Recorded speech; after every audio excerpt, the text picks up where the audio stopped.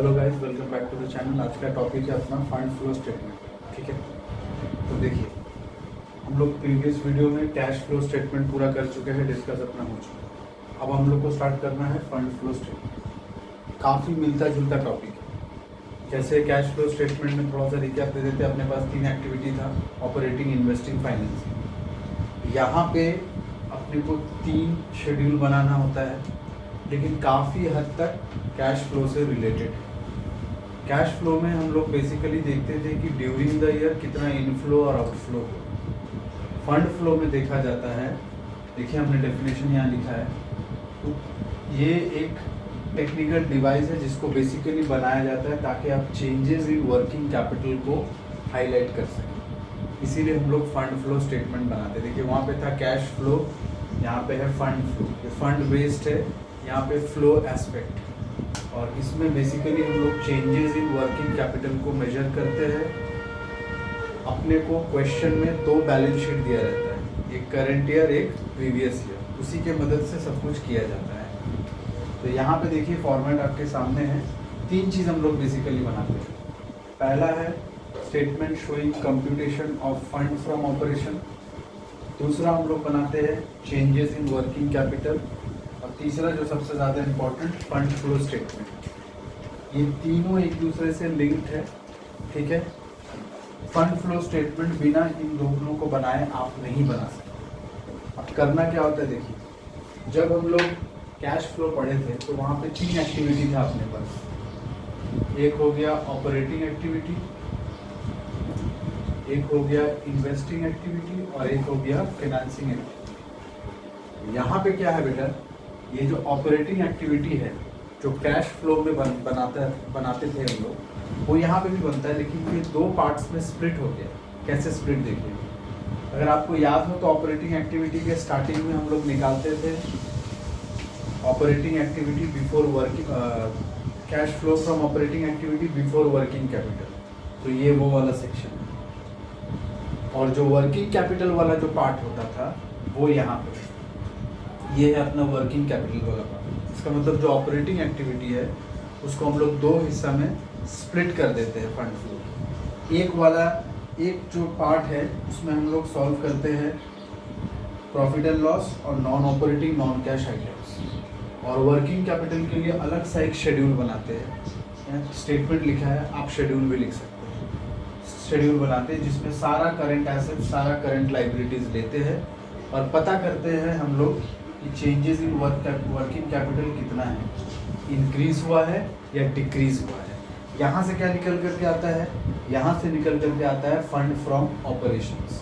यहाँ से क्या निकल करके आता है, इंक्रीज और डिक्रीज इन वर्किंग कैपिटल। इन दोनों से जो भी निकलता है वो हम लोग फंड फ्लो स्टेटमेंट में डालते हैं। लेकिन आगे बढ़ने से पहले, फंड फ्लो स्टेटमेंट में आने से पहले, आप अगर ध्यान से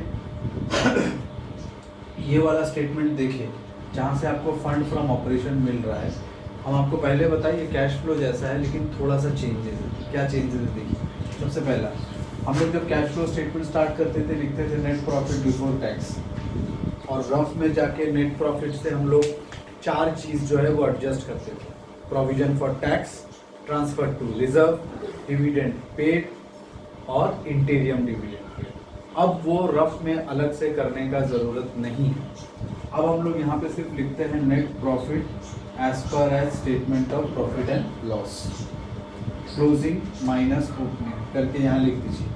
ठीक है, इसके बाद ये सारा आइटम्स कैश फ्लो में हम लोग लिखते थे depreciation, amortization, discount, interest, share issue expense, underwriting commission, preliminary expense, advertisement expense, loss on sale of fixed asset. ये सारा चीज़ हम लोग ऐड करते थे वहाँ पे भी, और यहाँ पे भी हम लोग ऐड करेंगे। उसके बाद देखिए क्यों हमने इसको ब्लू पेन से लिखा, क्योंकि जब हम लोग कैश फ्लो करते थे नेट प्रॉफिट बिफोर टैक्स निकालते वक्त इन सभी चीज़ों को हम लोग रफ में ऐड करते थे, लेकिन अब हम लोग रफ में ऐड नहीं करेंगे, हम लोग यहीं पे ऐड कर देंगे। देखिए interim dividend, dividend paid, transfer to reserve, provision for taxation. ठीक है, तो ये सारा चीज़ आपका ऐड वाला सेक्शन में आ गया। अब याद करिए, आप अपना लेस वाला सेक्शन याद करिए। लेस वाला सेक्शन में क्या क्या था, सारा नॉन ऑपरेटिंग इनकम, जो बिजनेस करके नहीं आया, इन सारे चीज़ों को हम लोग वहाँ भी लेस करते थे, यहाँ भी लेस ही करेंगे। देखिए, डिविडेंड रिजर्व, इंटरेस्ट और rent receive, profit on sale of fixed asset, refund of taxation, other non operating income. ऐसे तो होगा बहुत सारा, इसीलिए एक लाइन लिख दिए, अदर नॉन ऑपरेटिंग इनकम। अब कोई भी इनकम जो नॉन ऑपरेटिंग होगा उसको यहाँ पे हम लोग जैसे कैश फ्लो में लेस करते थे वैसे यहाँ पे भी लेस करेंगे। ऐसा करने से बाबू एंडिंग में आपका एक आंसर आएगा और इस आंसर का नाम होगा फंड फ्रॉम ऑपरेशन। क्या नाम होगा इस आंसर का? Fund from operations. ठीक है, अब ये फंड फ्रॉम ऑपरेशंस जो है ये प्लस आ सकता है, माइनस में भी आ सकता है। पॉजिटिव में आया तो पॉजिटिव रखिएगा, माइनस में आया तो लेस रखिएगा, या कैश फ्लो जैसा कर सकते हैं। यह है फंड फ्लो फ्रॉम ऑपरेशन या फंड फ्रॉम ऑपरेशन लिखा हुआ है। अगर ये नेगेटिव में है आप लिख सकते हैं फंड यूज्ड इन ऑपरेशन। ठीक है, या फंड लॉस्ट इन ऑपरेशन। आप ये आपके ऊपर, अलग अलग बुक्स में अलग अलग चीज़ लिखा रहता है। अब इस साइड पे आइए, सबसे ज़्यादा इम्पोर्टेंट, अगर आपको याद होगा हम लोग जब ऑपरेटिंग एक्टिविटी किए थे कैश फ्लो के अंदर, ठीक है, तो हम लोग क्या किए थे, हम लोग जो चेंजेस इन वर्किंग कैपिटल लेते थे उसमें से करंट एसेट से कुछ चीज़ों को एक्सक्लूड करते थे, करंट लाइबिलिटी से कुछ चीज़ों को एक्सक्लूड करते थे। अब नहीं करना है, तो फिर भी हमने यहाँ पे सिर्फ 4 आइटम लिखा है, स्पेस कम था इसीलिए। लेकिन आप जब एक्चुअल फॉर्मेट देखोगे बुक में तो सारा करंट एसेट आएगा। जैसे कैश फ्लो में cash in hand, cash at bank, marketable securities, इन सब चीज़ों को इक्विवेलेंट टू कैश माना जाता था, इसीलिए उसको इन सब चीज़ों में नहीं डाला जाता। लेकिन फंड फ्लो में ऐसा नहीं है। फंड फ्लो में ऊपर से नीचे तक जितना भी करंट एसेट आपको दिया है, चाहे वो कैश इन हैंड हो, कैश एट बैंक हो, मार्केटेबल सिक्योरिटी हो, डेटर हो, इन्वेंट्री हो, अदर करंट एसेट्स हो, short term loans and advances हो, एवरीथिंग यहाँ आता है। ठीक है, अब आपको देखना है कि आपके क्वेश्चन में क्या क्या है। लेकिन कैश फ्लो में ऐसा नहीं था, बार बार बता रहे हो। कैश फ्लो में cash in hand, cash at bank और मार्केटेबल सिक्योरिटी, इन 3 चीज़ों को हम लोग इक्विवेलेंट टू कैश मानते थे। और नीचे सारा एक्टिविटी खत्म होने के बाद उसको हम लोग ओपनिंग कैश बैंक बैलेंस में ऐड करते थे और फिर क्लोजिंग कैश बैंक बैलेंस में भी ऐड करते थे। ये कैश फ्लो नहीं है, फंड फ्लो है। थोड़ा थोड़ा चेंजेस है। तो क्या चेंज है कि आपको यहाँ पे सारा करंट एसेट लेना है, सिमिलरली सारा करंट लाइबिलिटीज भी लेना है, एक्सेप्ट शॉर्ट टर्म प्रोविजन, क्योंकि बाबू उसमें आता है प्रोविजन फॉर टैक्स, और उस प्रोविजन फॉर टैक्स को हम लोग लिखते हैं यहाँ। इसीलिए यहाँ पे बस प्रोविजन फॉर टैक्सेशन को मत लेना, बाकी आप सब कुछ ले सकते हो, क्योंकि प्रोविजन फॉर टैक्सेशन यहाँ। और एक छोटा सा चेंज जो बताना भूल गया आपको, अगर आपको याद होगा कि जब हम लोग कैश फ्लो करते थे, चेंजेस इन वर्किंग कैपिटल करने के बाद जो आंसर आता था उससे टैक्स पेड हम लोग क्या करते थे, माइनस करते थे। ठीक है, लेकिन यहाँ पे जो टैक्स पेड है वो एप्लीकेशन के अंदर आएगा। देखिए जहाँ जहाँ से ब्लू में लिखा हुआ है ना, इसका मतलब उसमें कुछ चेंजेस है। देखिए यहाँ लिखा हुआ है टैक्स पेड। ये टैक्स पेड एक्चुअली ऑपरेटिंग में वर्किंग कैपिटल के बाद हम लोग माइनस करते थे, लेकिन फंड फ्लो में इसको हम लोग एप्लीकेशन के अंदर टैक्स पेड बोल के लिखते हैं, और अगर प्रोविजन मेड है तो उसको यहाँ। बस ये थोड़ा सा हल्का फुल्का आपका कैश फ्लो और फंड में थोड़ा बहुत चेंज होता है। अब सबसे ज़रूरी पार्ट, सर इसका सॉल्यूशन बताइए। देखिए इसका सॉल्यूशन बहुत इजी है। आपको एक पासवर्ड बता देते हैं, मतलब एक चीट कोड टाइप बता देते हैं, उसको याद रखना, और कंसेप्ट भी आप समझ सकते हैं। क्या चीट कोड है, ध्यान से देखिए, एकदम अच्छे से देखिए। ये देखिए वर्किंग कैपिटल, क्या फॉर्मूला आता है बाबू वर्किंग कैपिटल का, current asset minus current liability. अब देखिए हम 2 एग्जाम्पल आपको प्रेजेंट कर रहे हैं। मान लीजिए ये है 5 - 2, तो आंसर आया 3। अब ये है आपका 6 - 2, या आप मान लीजिए, चलिए ऐसे नहीं, ऐसे समझते हैं, नॉर्मली ऐसे समझते हैं कि करंट एसेट जितना बढ़ेगा, ठीक है, जैसे मान लीजिए पहले करंट एसेट था 6, करंट लायबिलिटी 2, तो वर्किंग कैपिटल हो गया 4, ठीक। अब करंट एसेट हो गया 8, करंट लायबिलिटी अभी भी है 2, अब वर्किंग कैपिटल हो गया 6। मतलब बॉटम लाइन क्या निकल के आता है, जितना करंट एसेट बढ़ेगा आपका वर्किंग कैपिटल भी उतना क्या होगा, बढ़ेगा। इन द सेंस बोर्ड में देखिए, अगर मान लीजिए प्रीवियस ईयर में आपके पास कैश इन हैंड था 10,000 और करंट ईयर में आपके पास कैश इन हैंड है 15,000, तो अगर आप ध्यान से देखो तो आपका जो करंट एसेट है वो 10,000 से क्या हो गया, 15,000 हो गया। ठीक है, 10,000 से क्या हो गया, 15,000 हो गया।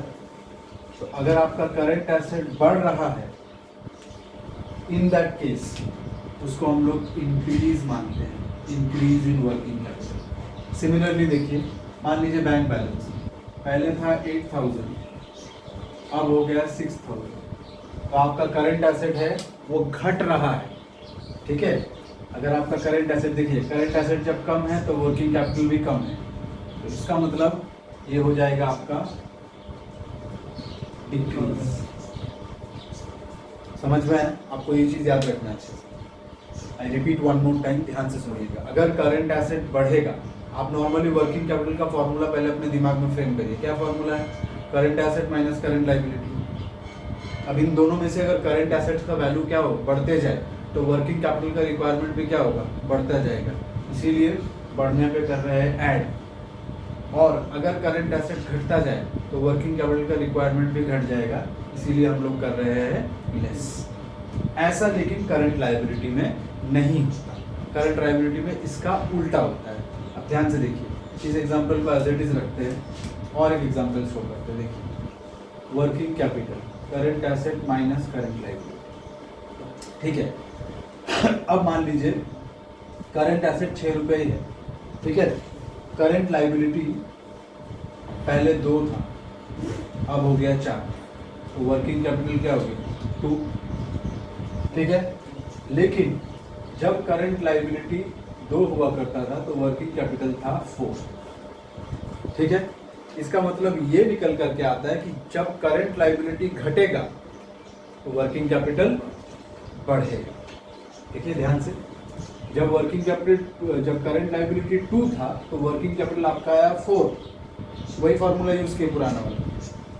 सिमिलरली जब आपका करंट लायबिलिटी 4 था, उस वक्त वर्किंग कैपिटल आया आपका 2। तो देखिए यहीं से प्रूव होता है कि करंट लायबिलिटी जब बढ़ेगा वर्किंग कैपिटल घटेगा, और करंट लायबिलिटी जब घटेगा वर्किंग कैपिटल तब बढ़ेगा। इन दैट सेंस यहाँ पे देखिए, अगर इस चीज़ को हम लिखते हैं, ये 10,000 है, ठीक है, और ये हो गया 15,000। सेम फिगर्स दिए ताकि आपको समझने में दिक्कत ना हो। तो यहाँ देखिए, आपका जो करंट लायबिलिटी है वो बढ़ रहा है, तो आपका वर्किंग कैपिटल क्या होगा, डिक्रीज होगा। कितना डिक्रीज होगा, 5,000। ठीक है, सिमिलरली देखिए, अगर आपका करंट लायबिलिटी का वैल्यू जो है वो घटता है, ठीक है, ये देखिए घट गया, तो वर्किंग कैपिटल आपका बढ़ जाएगा। तो यहाँ पे 2,000। तो ऐसे हम लोग statement of changes in working capital solve करते हैं। एंडिंग में क्लोज करने का इसको एक तरीका है, वो जब हम लोग न्यूमेरिकल करेंगे तब आपको क्लियरली दिख जाएगा क्या तरीका है।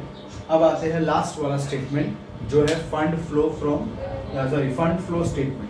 इसका 2 साइड होता है बाबू। बहुत सारे बुक्स में पर्टिकुलर लिखा रहता है, लेकिन हमने सोर्स और एप्लीकेशन लिखा है। सोर्स मतलब कहाँ से पैसा आ रहा है, आसान शब्दों में बोलो तो प्लस। एप्लीकेशन मतलब किन किन जगहों में पैसा का एप्लीकेशन, पैसा को अप्लाई किया जा रहा है, पैसा खर्च हो रहा है, तो वो हो गया आपका माइनस। आसान शब्दों में बोले तो फंड फ्लो क्या है पता है आपको, इन्वेस्टिंग और फाइनेंसिंग एक्टिविटी का एक कॉम्बो है। सिंपल सा बात है। जो आपका कैश फ्लो में फाइनेंसिंग और इन्वेस्टिंग को आप अलग अलग करते थे, ये जो फंड फ्लो स्टेटमेंट है उसका एक कॉम्बिनेशन है, along with one special item which comes from operating activity, that is tax paid. इसके अलावा बाकी जो आप वहाँ किए थे वैसे ही है। आप एक चीज़ ध्यान से देखे होंगे, अगर आप थोड़ा सा वीडियो को पॉज करके ये वाला चीज़ पे थोड़ा जूम करके अगर ध्यान से देखें तो आपको दिखेगा कि स्टार्टिंग में हमने सारा इन्वेस्टिंग एक्टिविटीज़ रखा है जानबूझ के, ताकि आपको समझने में आसानी हो। और उसके बाद देखिए यहाँ से यहाँ तक हमने रखा है financing activity. Same goes for here भी। यहाँ पे वो सारा सोर्सेज है जहाँ से पैसा आता है इन्वेस्टिंग के अंदर। इन्वेस्टिंग के अंदर बाबू पैसा तो बस 4 ही चीज़ से आता है, एसेट बेच के, इंटेंजिबल एसेट्स बेच के, इन्वेस्टमेंट बेच के, डिविडेंड से पैसा कमा के, इंटरेस्ट से पैसा कमा के, रेंट से पैसा कमा के। ठीक है, देखिए लाइन से इन सब चीज़ों को लिख दिए। इसका ऑपोजिट जो होता है वो एप्लीकेशन होता है। जैसे फिक्स्ड एसेट्स, टेंजिबल एसेट्स बेच के, खरीद के, इंटेंजिबल एसेट्स खरीद के, नॉन करंट इन्वेस्टमेंट खरीद के। तो देखिए इन सब चीज़ों को इसलिए हम लोग एप्लीकेशन में लिख दिए। अब फाइनेंसिंग में क्या था, 4 चीज़ प्लस होता था, एक बार रिवाइज कर देते हैं। Issue of equity share and preference share, issue of debenture, long term borrowings, security premium. यहाँ पे हमने इस debenture, preference share, long term borrowing सब लिखा हुआ है, यहाँ से पैसा आ रहा है। अब माइनस वाले साइड पे जाइए तो देखिए रिडेम्पशन ऑफ प्रेफरेंस शेयर, ये देखिए, रिडेम्पशन ऑफ डिवेंचर, ये देखिए, by back of equity share, ये देखिए, repayment of long term loan, interest and dividend paid. ठीक है, interest and dividend paid, sir ये कहाँ से आ गया, यहाँ से ऑपरेटिंग से आया। ये देखिए इंटरेस्ट पेड और ये डिविडेंड पेड, हम बताए थे ना, ये लोग यहाँ से लेस होता है क्योंकि ये लोग फाइनेंसिंग का आइटम होता है। ठीक है, फाइनेंसिंग में इसको हम लोग लेस करते हैं, और यहाँ पे क्योंकि नेट प्रॉफिट से लेस कर चुके हैं, सिचुएशन को ठीक करने के लिए अब क्या करते हैं, इसको हम लोग ऐड कर देते हैं। तो इनडायरेक्टली यहाँ पे ऐड हुआ, यहाँ पे आके माइनस हुआ, along with the tax paid. सब कुछ कर लिए। अब आप इन दोनों स्टेटमेंट्स के पास जाइए, इन दोनों का दरवाजा खटखटाइए। सिक्योरिटी प्रीमियम करना। नेक्स्ट, अब आप इन दोनों स्टेटमेंट्स के पास जाइए, अब इन दोनों का दरवाजा खटखटाइए, इन दोनों का अमाउंट इन लोग से लीजिए। जैसे कि अगर यहाँ पे आपका आंसर प्लस में आया है, फंड फ्रॉम ऑपरेशन आया है, लॉस्ट इन ऑपरेशन नहीं आया है, फंड फ्रॉम ऑपरेशन आया है, इन दैट केस सोर्स में ऐड कर दीजिए। अगर यही चीज़ आपका माइनस में आया है, फंड लॉस्ट इन ऑपरेशन, यहाँ डाल दीजिए। देखिए ब्लू से हम लिखे, हम दो तरफ लिखे आपको समझाने के लिए, आप एग्जाम में आपको एक ही तरफ मिलेगा। और लास्ट है वर्किंग कैपिटल। अगर यहाँ पे डिक्रीज इन वर्किंग कैपिटल आएगा, ये जो लास्ट में लिखा है ना, इंक्रीज और डिक्रीज, अगर मान लीजिए डिक्रीज आया तो उसको सोर्स में ऐड कर दीजिए, अभी हम बताए थे आप लोग को थोड़ा देर पहले। और अगर इंक्रीज आया तो उसको एप्लीकेशन में लिखिएगा। ऐसा क्यों, एक बार फिर से बता देते हैं। अगर डिक्रीज इन वर्किंग कैपिटल है, इसका मतलब आपका जो फंड है जिसको आप वर्किंग कैपिटल के लिए ब्लॉक करके रखते थे, अब कम रखना पड़ेगा।